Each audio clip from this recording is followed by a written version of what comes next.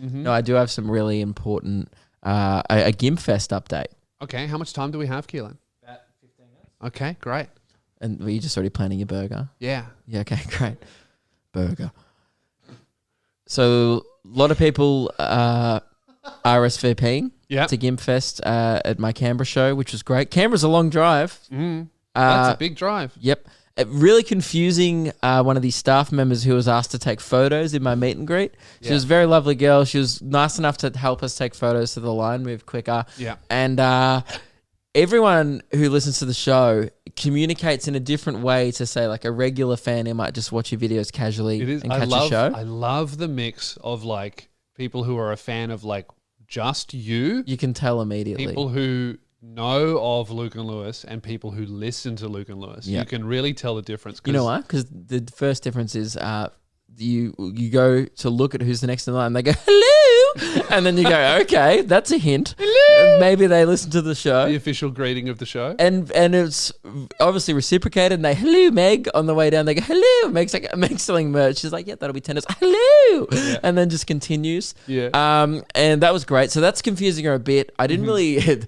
I kind of forgot that she wasn't aware of the joke because I was just like, helloing people back. Yeah. And then she's looking at it, everyone's like, okay, smile. And then after a few, she goes, what's the... Well, I was like, oh, it's the official greeting of our podcast. And she goes, oh, okay. And then on the way out... Which, like, really needs more explanation still. Oh, but you know? How are you supposed to explain that? I know. You can't. There is no explanation. We just thought it was funny. She would have definitely gone, oh, okay. What? Yeah. And then... can I say on the hello thing, I saw my brother yesterday and he was talking to me about when we were up in Queensland and we saw each other. Yeah. And you remember how he was hating when we were going, hello? Yeah. He said when we left, he started doing it to people and no one reciprocated it. And he thinks it's because he looks like a drug addict. He was also probably not doing it with the right flavour. He would definitely be doing it aggressively. I can't imagine your brother just walk up to someone going, hello, in a non-threatening way. I feel like you'd be like, hello. He's a scary-looking mechanic from Frankston, you know? Hello. Say it back, dog. 100%. So then a few people... After the hello, we take the photo and stuff. And then on the way out, often the RSVPing to GIMFest I've found is a bit of an afterthought where people go in, they then get overwhelmed to the moment. They go, great show, blah, blah. And then on the way out, they go, oh, I'll see you in Gimpy. Yeah. Like kind of as they're leaving the line. So that then starts confusing the girl who's taking the photos as well. Yeah. She then leans in. She goes, hey, are you doing a show in Gimpy? And I go, kind of. It's a festival and it's happening next year. And she goes, why... So is that part of your tour? And she didn't really understand it. She's like, why are people from Canberra saying they're going to see you in Gympie? Why are they saying that? And I was like, well, that's their personal decision. Yeah. Because GIMFest is one of the greatest events of all time. Well, it hasn't happened yet. It will be.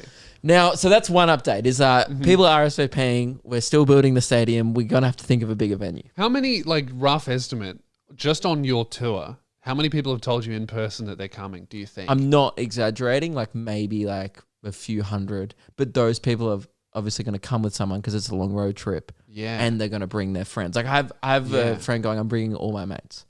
Wow. Yeah. So that was one RSVP from one guy. And you're mostly touring the optional area. So yes, that's when you hit the mandatory radius. Oh, I was in the mandatory radius. I did a 60-seater show just as a bit of fun in Brisbane one night because I was stuck there for the week.